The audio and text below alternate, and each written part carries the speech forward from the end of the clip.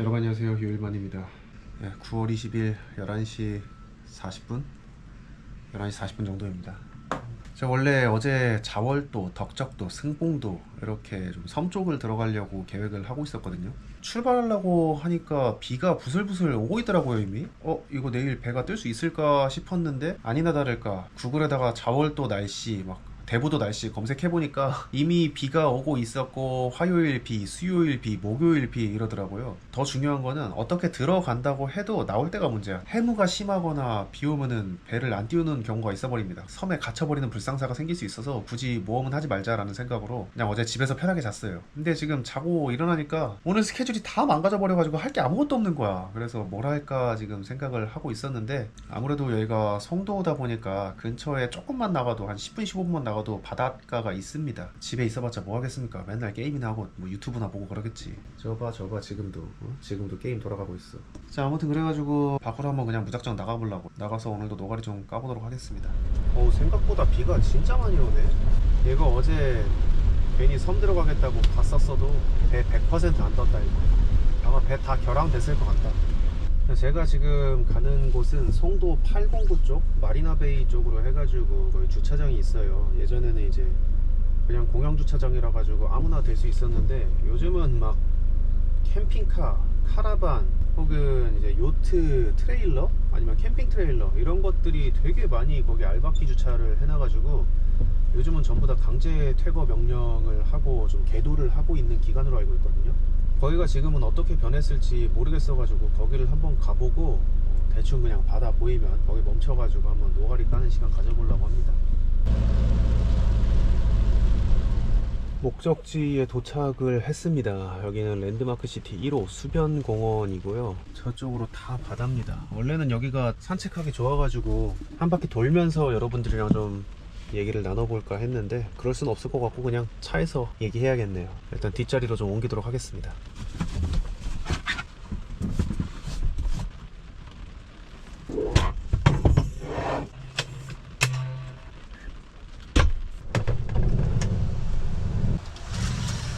비가 조금씩 들어오긴 하는데 이 정도는 나중에 그냥 수건으로 한 번 훔치면 괜찮을 정도인 것 같아가지고 문을 열고서 한잔 하도록 하겠습니다.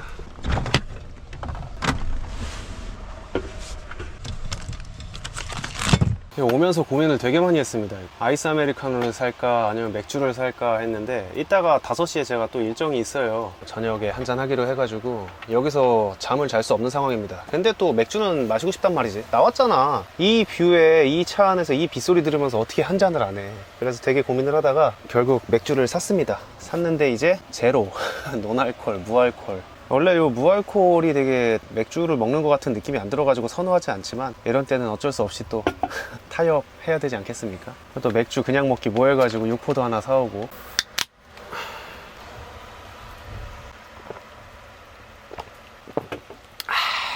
오늘은 원래 나와가지고 제 꿈에 대해서 얘기를 해보려고 했거든요. 30대 중반 백수 가장의 꿈. 오늘은 이렇게 저렇게 얘기해야지 하고 콘티를 짰었는데 댓글이 하나 달렸더라고요. 제가 이제 남들이랑 같이 얘기하고 고민 들어주고 내 생각 말하고 대화하고 이러는 걸 굉장히 좋아해가지고 여러분들의 고민과 걱정 혹은 질문 이런 것들을 좀 같이 나눠보는 시간을 갖고 싶은 생각이 있었거든요. 그래서 댓글을 달았었어요. 여러분들의 고민이 있으면 댓글 달아주세요. 같이 생각해보고 나눠보고 싶습니다 라고 했는데, 코백남님께서 요즘 자기가 갖고 있는 고민을 얘기해 줬더라고요. 한번 같이 읽어볼게요. 취미를 찾고 싶은데 현실에 치여 사느라 취미를 못 찾겠어요. 뭔가 새로운 도전이 필요하다고 느껴지는데 예전과 달리 도전하기가 쉽지가 않네요.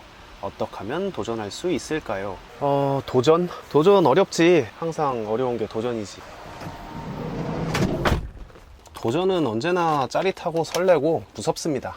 어쩔 수 없어. 왜냐면은 모르니까. 두려움 때문에. 알면 안 무섭지. 안 무서우면 그게 도전이라고 할 수 있을까요? 사실 안 무서우면은 이거를 지금 고민이라고 하지도 않았을 거야. 그냥 해보면 되거든. 근데 이게 무섭다고 도전을 어떻게 해야 되겠냐고 물어보는 질문에는 해줄 수 있는 말이 하나밖에 없습니다. 그냥 해야 돼.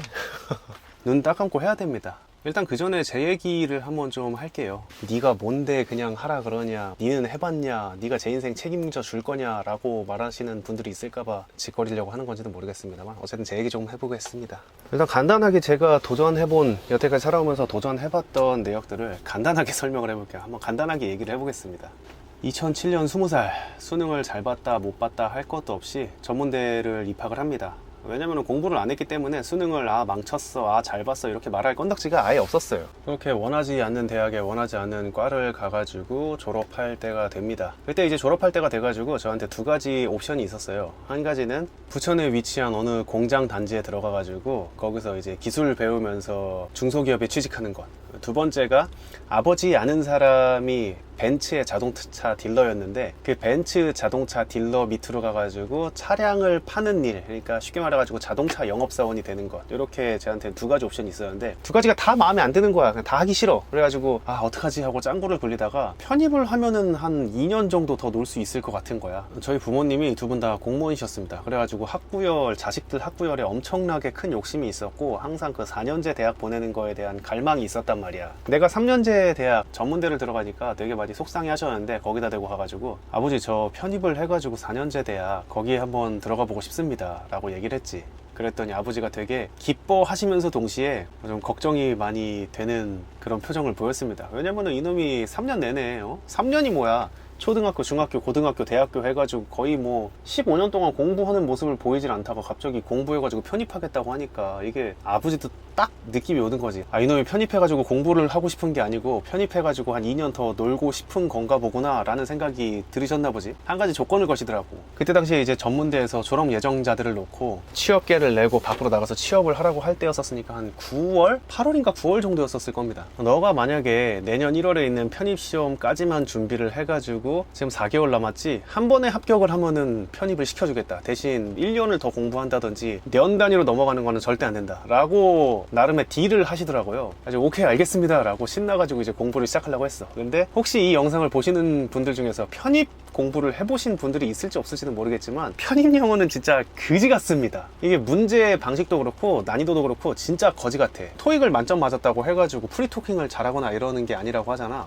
근데 이거는 그 수준을 아득히 한참 넘었어. 편입 영어를 잘한다고 해가지고, 편입 영어를 만점 받는다고 해가지고 영어를 잘하느냐? 편입 영어는 어디다 써먹을 데가 없습니다. 뭐 예를 들고 싶은데 예를 어떻게 들 수도 없다. 예를 들지도 못하겠어요. 진짜 의학 용어들이 나온다든지 급성 맹장염, 무슨 만성 췌장염 어쩌고, 뭐 진짜 예를 들어가지고 이런 단어들이 나와 영어 지문에. 그래서 대부분 이제 좀 좋은 학교, 사회적 통념으로 좋은 학교, 이 학교의 위상이 많이 변했겠지만 우리 때는 그런 게 있었어요. 서연고, 서성한, 중경외시, 국숭세단 뭐 쭉쭉쭉쭉 해가지고 이렇게 있었어. 국숭세단 정도를 가려면은 빡세게 1년 이상 했어야 됐단 말이야. 근데 나는 그것도 모른 채 아싸 2년 더 놀 수 있다라는 생각으로 딱 이제 프린시피안가 프란시피안가 무슨 그 편입 영어 교보제가 있어요. 그거를 한 5만 원 돈 주고 사가지고 딱 폈는데 와 세상에 이건 여태까지 내가 알던 그런 영어가 아닌 거야. 그냥 난 진짜 다른 나라 말 편 줄 알았어. 스페인어 막 이런 거 편 줄 알았어. 근데 어떻게 해요. 그래도 나는 놀고 싶은 마음이 더 크니까 했어. 일단 했어. 내 인생에서 가장 열심히 가장 빡세게 진짜 거짓말하는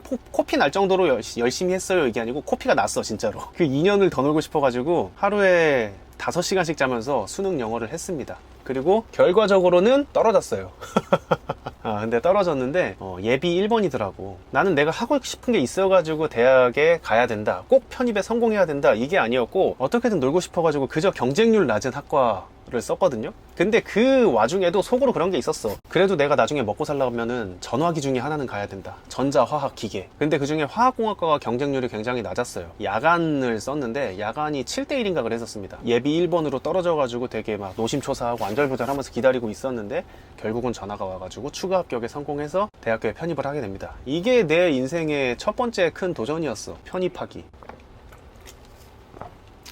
아무튼 그렇게 해가지고 편입에 성공해서 계획대로 목적대로 놀기 시작합니다. 밴드부 가입하고 학교 생활은 안 하고 밴드부 동생네 가가지고 술 먹고 자체적으로 동아리 안에서 롤레 만들어가지고 상금 걸어서 롤도 하고 진짜 재밌게 놀았어. 그렇게 대학 생활을 편입해가지고 놀기만 했으니 성적이 좋을 리가 있나. 제 졸업 학점이 3점이 안 됩니다. 3점이 뭐야 2.2인가 그럴 거예요. 이제 다시 졸업 시즌이 돌아오고 취업할 때가 다가오니까 똥줄이 또 타더라고. 그래서 이제는 진짜로 선택을 해야 될 텐데 뭘 해먹고 살지라고 고민을 하고 있었는데 영업사원으로의 면접을 봅니다. 면접을 3번 보고 한 2달 정도 만에 합격을 합니다. 그렇게 사회생활의 첫 발을 영업사원으로 내딛나 싶었는데 아니었어. 딱 입사를 하니까 연구실로 오래. 그게 어떤 회사였냐면은 폐수를 정화시키는 약품을 만드는 그런 회사였습니다. 기초화합 제조 회사. 근데 내가 화학과를 나왔지만 진짜 개 날림으로 놀러 학교를 다녔는데 그런 거에 대해서 지식이 있을 리가 없잖아. 갑자기 사장님이 나를 입사 첫날 부르더라고. 야, 너 이쪽에 대해서 지식 아무것도 없잖아, 그치? 너가 뭘 알아야 영업을 할 수 있으니까 한 반년 동안은 여기 연구실에 있으면서 수질환경기사 자격증을 따라 라고 하시는 거예요. 네, 알겠습니다 라고 하고 공부를 했지. 3달 정도 만에 1차 시험을 합격을 했습니다. 근데 도저히 나는 이 연구소에는 못 있겠는 거예요. 이 흰색 가운 입고 맨날 실험하고 이거 못 하겠더라고. 그래서 사장님한테 갑니다. 사장님, 저 이거 1차 합격은 했는데 이 정도면 그래도 어느 정도 기초에 대한 지식은 습득한 것 같습니다. 저 영업하고 싶습니다. 영업부로 내려주세요. 안 그러면 저 못 다니겠습니다. 못 하겠어요. 너무 적성이 안 맞아요. 막 거의 울다시피 했어. 밑에 영업으로 보내달라고. 결국 한 2년 6개월 정도, 2년 7개월 정도 하다가 퇴사를 합니다. 그러고 한 2, 3주 정도 이제 쉬면서 뭘 할까라고 생각을 하던 도중에 어느 날은 친구 놈 하나랑 같이 술을 먹었는데 그 친구의 고민이, 야, 앞으로는 기술을 배워야 될 것 같은데 내가 이 일 해가지고는 평생 어떻게 먹고 살아야 될지 깜깜하다라는 고민이었어. 그 친구는 사무장인 친구였습니다. 병원 사무장. 연봉도 한참 전에 이미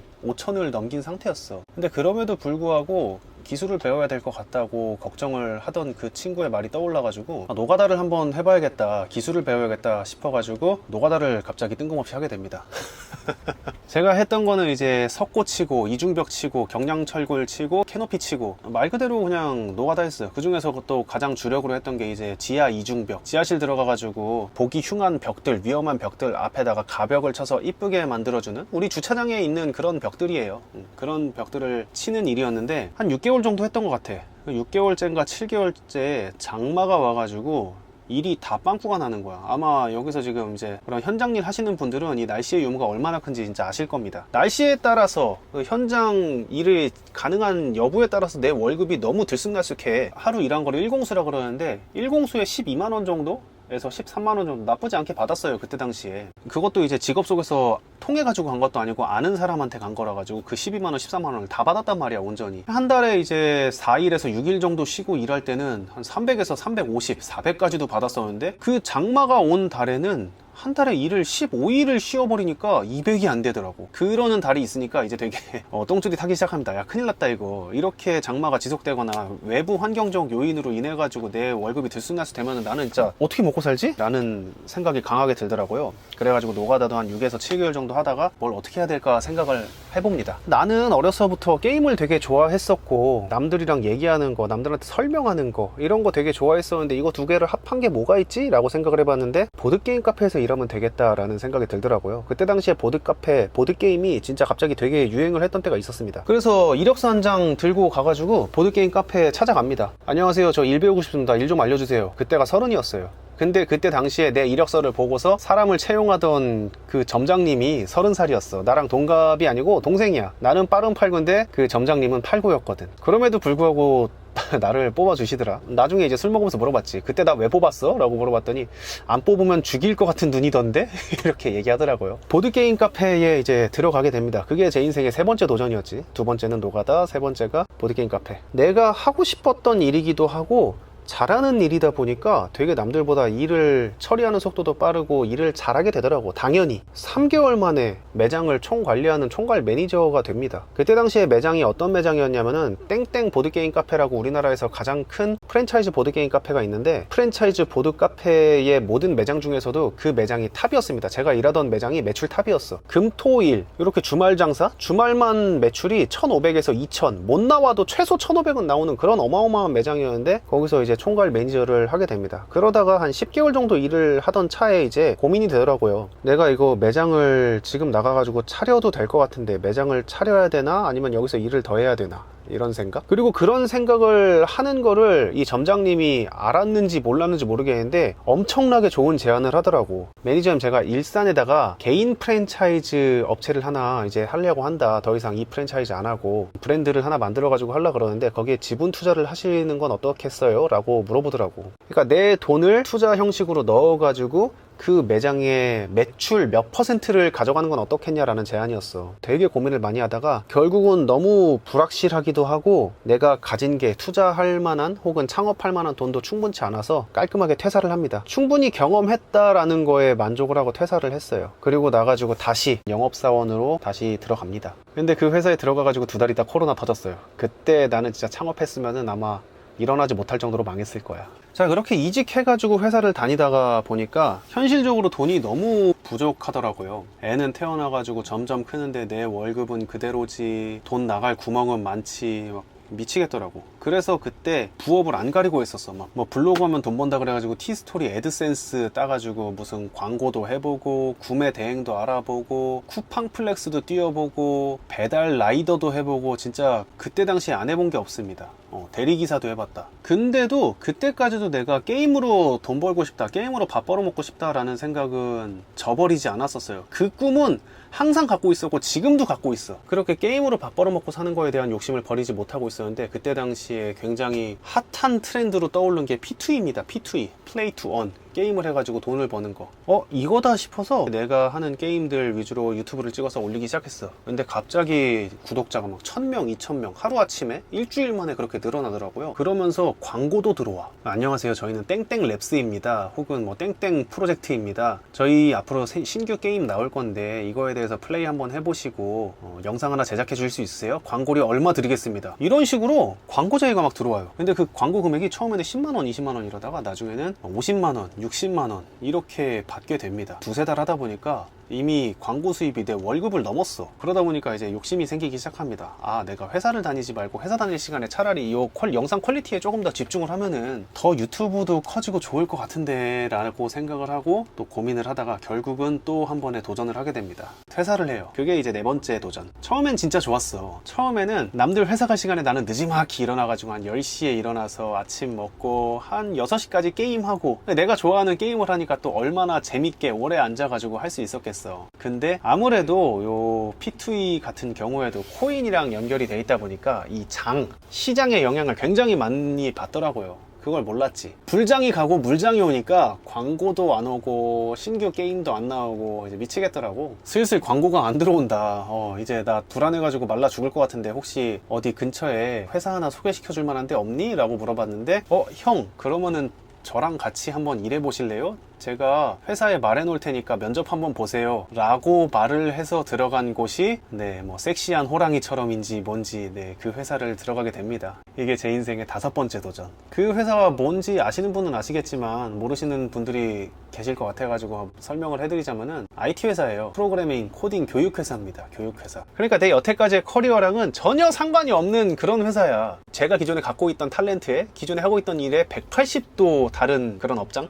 물론 거기 들어가가지고 제가 뭐 개발을 하고 코딩을 하고 이러진 않았습니다. 저는 이제 오퍼레이션이었고 운영팀이었어요. 사람들 상대하고 CS 같은 거 처리해주고 버그 리포트 해결해주고 그렇게 일을 하다가 프로젝트가 잘 안 됐어. 빠그러졌어. 실패했어. 그래서 결국 퇴사를 하게 됐고 지금 이제 여러분들 알다시피 백수입니다. 백수인데 나도 그냥 뭐 마냥 아무 생각 없이 그냥 나 백수다, 나 논다, 나 돈 쓴다 뭐 이러고서 있는 게 아니고, 사실 지금도 도전 중이에요. 도전 중인데 이거는 이제 내가 하고 싶다고 해가지고 할 수 있는 게 아니고, 신규 게임이 나오면은 그 게임 업체에다가 이제 제안서를 보내가지고 프로모션을 받거나 이런 식으로 좀 게임을 하면서 삶을 영위할 수 있는 것, 먹고 사는 것, 요 꿈을 아직 안 버려가지고 저도 지금 기다리고 있는 겁니다. 이게 제 7번째 도전 중이고요. 자, 여기까지 제가 살아오면서 어떤 도전들을 했는지 한번 간략하게 얘기를 드려봤었는데, 요는 그거야. 만약 내가 여태까지 했던 도전들을 재고 따지고 생각하고 이랬으면 이 중에서 하나라도 할 수 있는 게 있었을까? 저거는 저래서 안 되고 요건 요래서 안 되고, 아마 그렇지 않다고 생각해요, 나는. 그러니까 그냥 해야 돼. 그냥 하는 방법밖에 없어. 하세요. 해야 됩니다. 다만 이제 요거는 내가 그래도 얘기를 해줄 수 있어. 내가 하세요 라고 하는 거는 코스트가 없거나 적은 거, 내가 이걸 했었을 때 기회비용이 크지 않은 거, 이거에 한정돼서입니다. 만약에 내가 여태까지 했던 것처럼 뭔가 먹여 살려야 될 게 있고 내 커리어를 걸어야 되고 이것이 실패했을 때 뒤가 없다, 이런 경우에는 생각을 조금 더 깊게 해봐야겠지만, 그렇지 않은 정말 지금 코백남님의 고민처럼 취미 활동을 해야 된다, 혹은 뭔가 좀 도전을 하고 싶은데 리스크가 그렇게 크진 않아요, 코스트가 그렇게 크진 않아요. 이런 것들은 리스크 큰 거는 생각 많이 하세요. 왜냐면은 이런 영상을 찍는, 이런 조언을 해주는 사람들 치고 당신의 인생을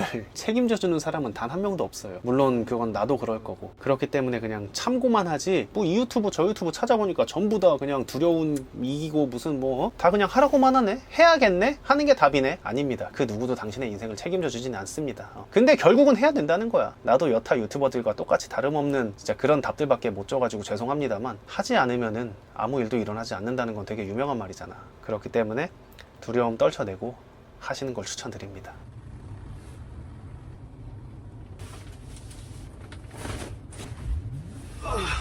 기타 고민이나 걱정거리 있으신 분들은 댓글 남겨주시면은 내일처럼 성심성의껏 한번 고민 나눠보는 시간 가지도록 할 테니까 많은 댓글 부탁드리겠습니다. 자, 유일만이었습니다. 감사합니다.